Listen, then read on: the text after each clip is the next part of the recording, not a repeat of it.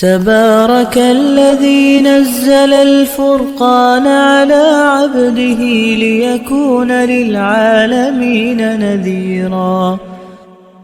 یہ جو عمل ہے ہینڈ پریکٹس کا، یہ زنا سے انسان کو بچاتا بھی نہیں ہے، کیونکہ یہ خواہش نفس ایسی چیز ہے کہ یہ پوری کرنے سے بڑھتی ہے۔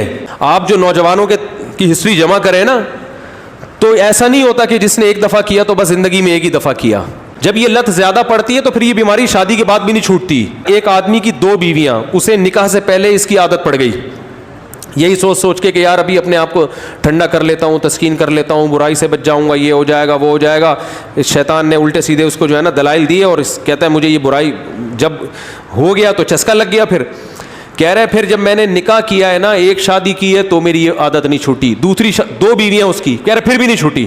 تو کہہ رہے میں اتنا غصے میں آ جاتا تھا کہ یار میری بیویاں بھی ہیں پھر بھی مجھے ان کو تسکین اس میں ہوتی ہے۔ پھر تو یہ ہینڈ پریکٹس کا ایک یہ بھی بڑا نقصان ہے کہ جب اس کی لت پڑ جاتی ہے تو شادی کے بعد بھی یہ عادت نہیں چھوٹتی۔ تو وہ کہہ رہے میری 2 بیویاں تھیں، میں اتنا مجبور ہو گیا کہ ایک دن میں نے قسم اٹھائی کہ آئندہ میں نے اپنے ہاتھ سے اپنے آپ کو فارغ کیا تو میری دونوں بیویوں کو 3 طلاقیں۔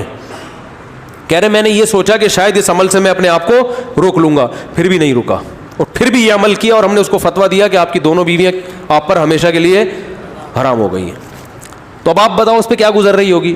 تو ہم نے لوگوں کے یہ حالات دیکھے ہیں، ایسے ایسے لڑکے آ کے بتاتے ہیں کہ آدمی حیران ہوتا ہے، یار تمہاری ہڈیوں میں اتنا جوس کہاں سے آیا، تم مر کے ختم ہو جاؤ گے اللہ کے بندو۔